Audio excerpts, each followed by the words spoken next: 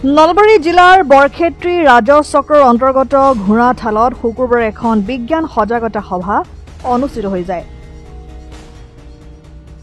অসম বিজ্ঞান সমিতিৰ উদ্যোগত আৰু নলবাৰীৰ ককয়া বিজ্ঞান শাখাৰ সহযোগত বৰক্ষেত্ৰীৰ ঘোঁৰাঠালত অনুষ্ঠিত হয় বিজ্ঞান প্ৰসাৰত ডিজিটেল মাধ্যমৰ প্ৰয়োগ প্ৰকল্প শীৰ্ষক সজাগতা সভাখন। ঘোঁৰাঠাল গাঁৱৰ বিশিষ্ট সমাজ হিতৈষী বশিষ্ঠ দাসৰ বাসগৃহত অনুষ্ঠিত সজাগতা সভাখনত ৰমেশ দাস ৰামচিয়াৰীয়ে অন্ধবিশ্বাস আৰু কুসংস্কাৰ আঁতৰ কৰাৰ উদ্দেশ্যৰে লিখি উলিওৱা স্বৰচিত গীত পৰিৱেশন কৰি সভা শুভাৰম্ভ হয়। অসম চৰকাৰৰ বিজ্ঞান প্ৰযুক্তি আৰু জলবায়ু পৰিৱৰ্তন বিভাগৰ পৃষ্ঠপোষকতাত অনুষ্ঠিত সভাখনত সভাপতিত্ব কৰে ককয়া বিজ্ঞান শাখাৰ সভাপতি বিচিত্ৰ কুমাৰ মজুমদাৰে।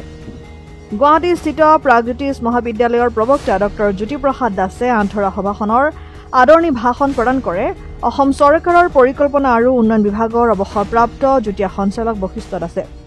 সজাগতা সভাখনত মুখ্য অতিথি হিচাপে উপস্থিত থাকি গ্ৰাম্য বিজ্ঞান সম্পৰ্কত গুৰুত্বপূৰ্ণ ভাষণ প্ৰদান কৰে অসম বিজ্ঞান সমিতিৰ সচিব প্ৰধান মৃণাল কুমাৰ হাজৰিকাই। সভাত অসম বিজ্ঞান সমিতিৰ যুটীয়া সচিব অৰূপ কুমাৰ দত্ত, দন্ত চিকিৎসক মৈত্ৰী শৰ্মা, অসম বিজ্ঞান সমিতিৰ সহকাৰী সচিব নীলমণি শৰ্মা উপস্থিত থাকি ভাষণ প্ৰদান কৰে।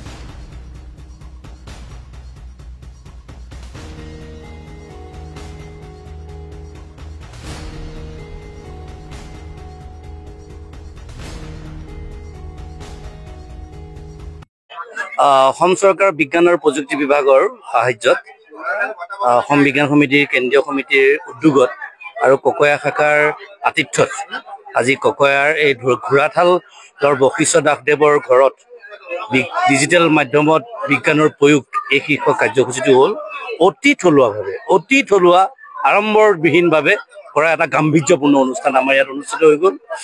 তাৰ কাৰণে আমি শলাগ ল'ব লাগিব এই বাসগৃহৰ বশিষ্ঠ দাসদেৱৰ লগতে ককয়া শাখাৰ সন্মানীয় সম্পাদক প্ৰফুল্ল বৰ্মনদেৱক আৰু সভাপতিও আছে আমাৰ লগত এইখিনি মজুমদাৰদেৱ। আমি গুৱাহাটীৰ পৰা আহিছোঁ বুলি ক'লে ভুল নহ'ব। মোৰ লগতে যুটীয়া সচিব আৰু সহকাৰী সচিব দুয়ো আহিছে। আচলতে বিজ্ঞান প্ৰচাৰৰ কাৰণে যিটো দৰকাৰ, যিটো প্ৰয়োজন, সেইটো আজি ইয়াত সম্পূৰ্ণ হৈছে যেন অনুভৱ হৈছে। কেলে বিজ্ঞান এমুঠিমান মানুহে বিজ্ঞান কৰোঁ আৰু এই বিজ্ঞান কৰা এমুঠিমান মানুহে আজি বিজ্ঞান শুনিছে আৰু আমি ইয়াত গ্ৰাম্য বিজ্ঞানৰ পৰা ডিজিটেল বিজ্ঞানলৈকে যিখিনি উত্তৰণ ঘটিছে সেই উত্তৰণৰ সমুদায় ফচল ইয়াত দিবলৈ প্ৰচেষ্টা লোৱা হৈছিলে। আৰু মই ভাল পাইছোঁ এটা কাৰণে, ঘৰুৱা পৰিৱেশত মিটিং হ'লে ৰাইজে ঘৰুৱা হয় আৰু ঘৰুৱা হ'লে বস্তুটো আপোনতা বাঢ়ে। আপোনতা ভাবিলে তাত অ'নাৰশ্বিপ বাঢ়ে। অ'নাৰশ্বিপ বঢ়াটোৱে আমাৰ দৰকাৰ আৰু মই ভাবোঁ বিজ্ঞান সমিতি আজি এই কাৰ্যসূচীত যথেষ্ট মাত্ৰাত সফল হৈছে।